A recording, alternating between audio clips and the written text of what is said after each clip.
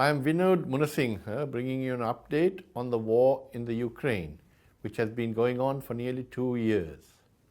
On the 29th of December, Ukrainian missiles and drones hit the southwest of Russia.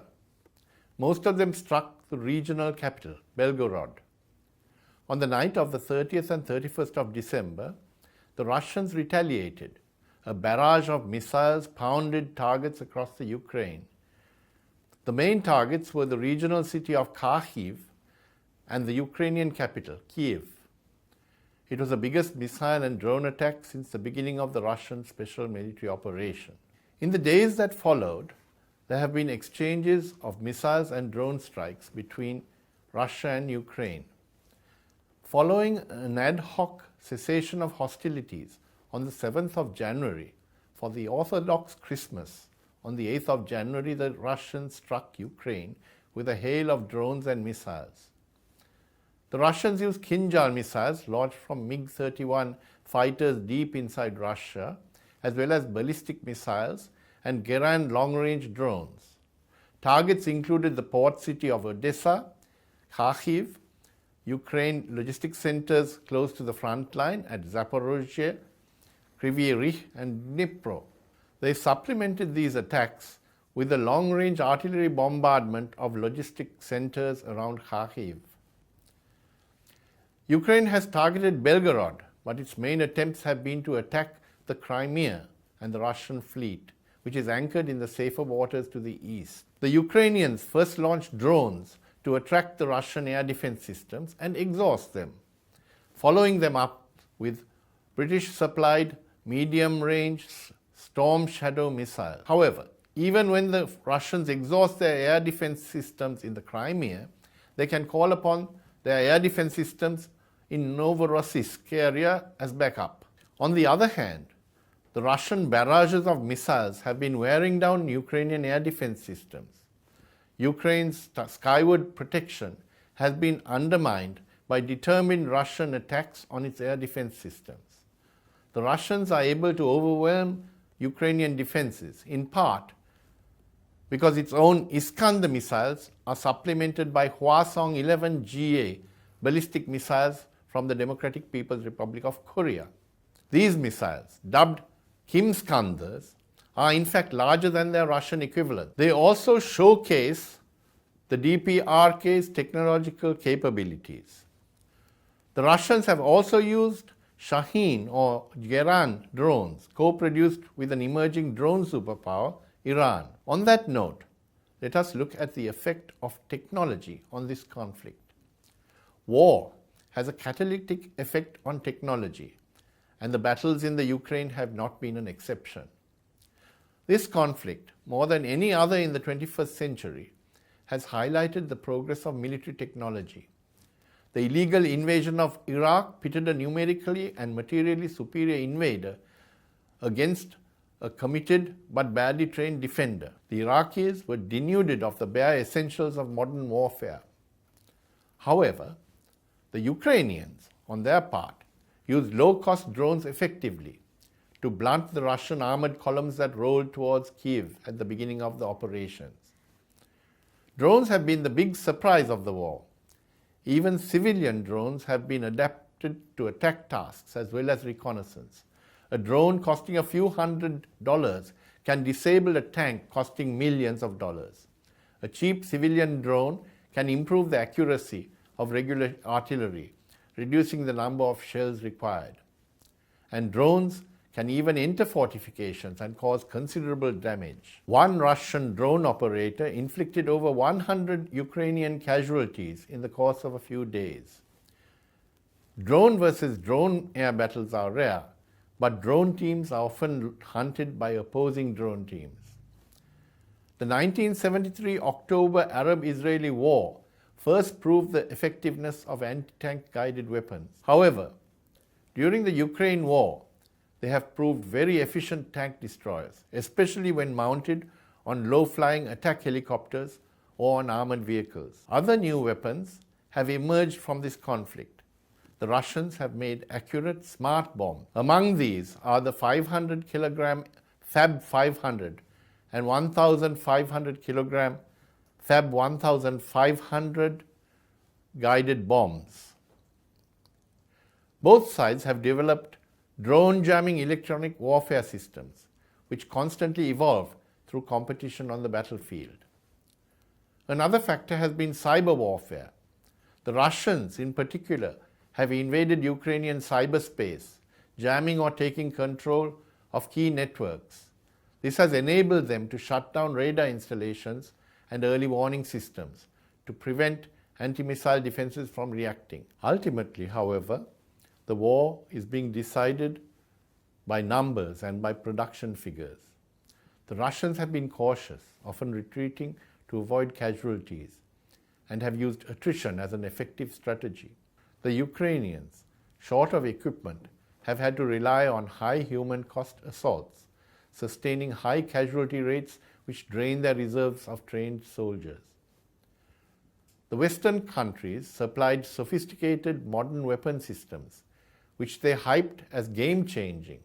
The list is impressive, including German Leopard tanks, Marder infantry fighting vehicles, and Gepard air defense system. The British supplied Challenger tanks and AS-90 self-propelled guns, M77 howitzers and Storm Shadow missiles. They were supplemented by French AMX-10 tanks and Caesar self-propelled guns, Swedish CV-90 infantry fighting vehicles, US Abrams tanks, Bradley infantry fighting vehicles, HIMARS multiple rocket launchers, ATACMS missiles, and IRIS-T air defense systems.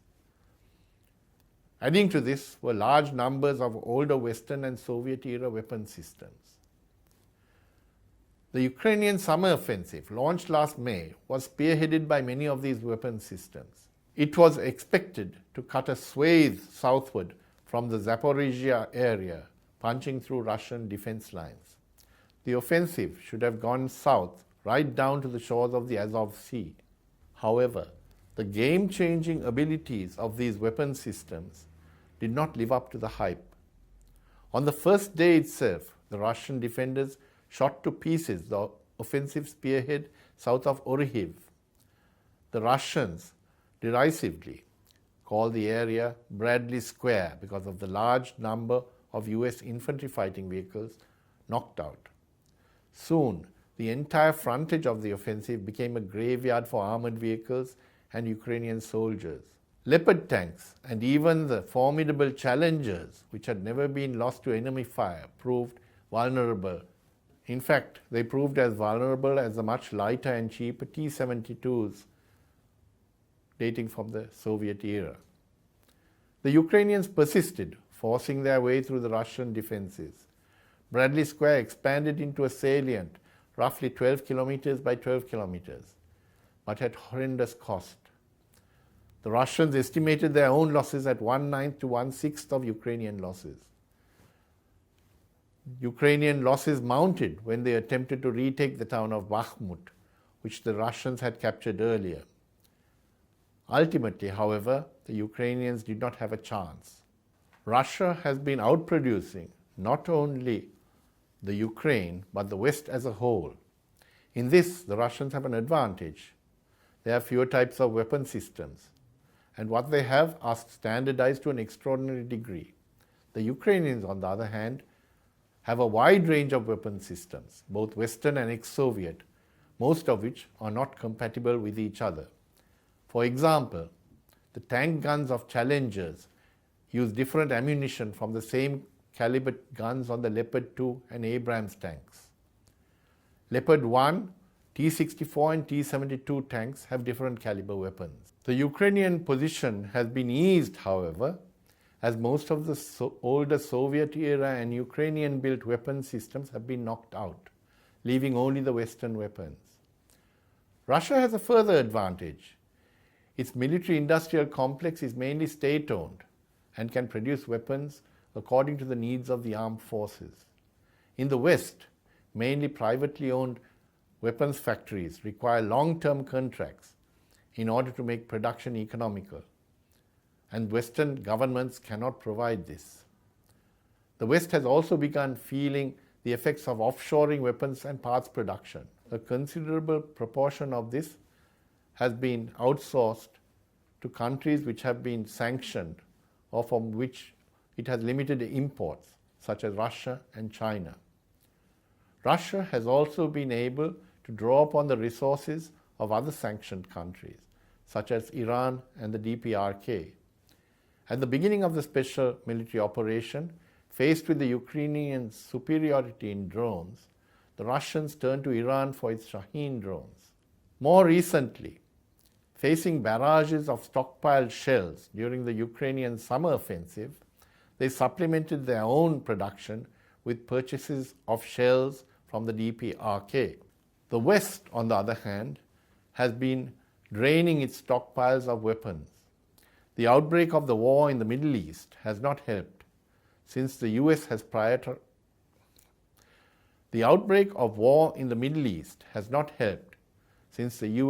prioritized supplies to Israel. The Russians have been using their superiority to launch a series of attacks up and down the front lines, making small but significant progress every time. They are able to pound the Ukrainians with 5 times the number of shells their foes can use.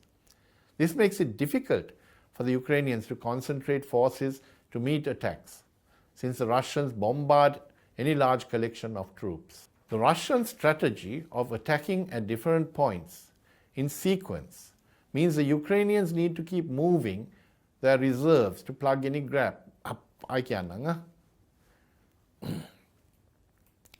The Russian strategy of attacking at different points in sequence means the Ukrainians need to keep moving their reserves to plug any gaps.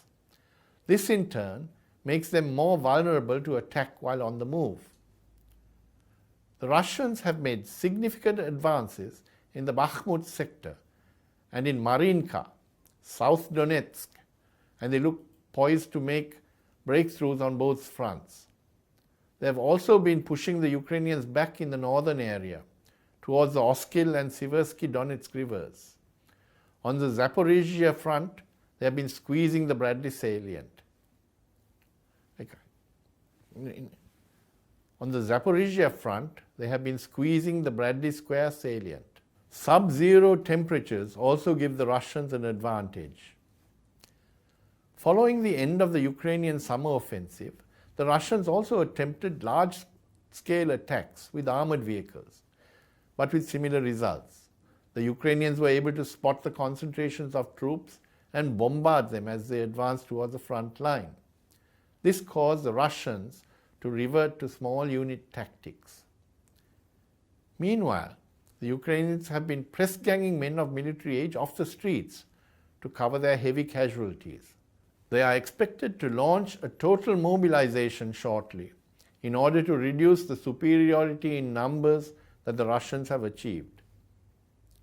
In December, Ukrainian Member of Parliament Mariana Bezuglaya, who belongs to President Zelensky's ruling party, conducted an opinion poll on Facebook. She found that 3/4 of men and 2/3 of women would prefer giving up their Ukrainian citizenship if faced with being drafted into the armed forces. According to former Ukrainian Minister of Interior and Prosecutor General Yuri Lutsenko, the Ukrainian armed forces have suffered 500,000 casualties. These include killed, severely wounded, or prisoners taken by the Russians since the beginning of the Russian special military operation. Lutsenko, who volunteered for military service when Russia invaded, served as a commander of a drone unit at the Battle of Bakhmut. His revelations showcase the disaffection felt by many soldiers at the government's apparent incompetence. Although President Volodymyr Zelensky turned up at Avdiivka in an attempt to show up morale, the battered frontline troops failed to be impressed. Suggests that most Ukrainians still back the war. A growing number have expressed willingness to trade territory for peace. This trend can be expected to continue amidst further Russian battlefield successes. Seen against slumping support among the public in the West for continued backing for Ukraine, this could prove disastrous for Zelensky's war strategy. Join me again next week for worldwide updates. Ta-ta for now.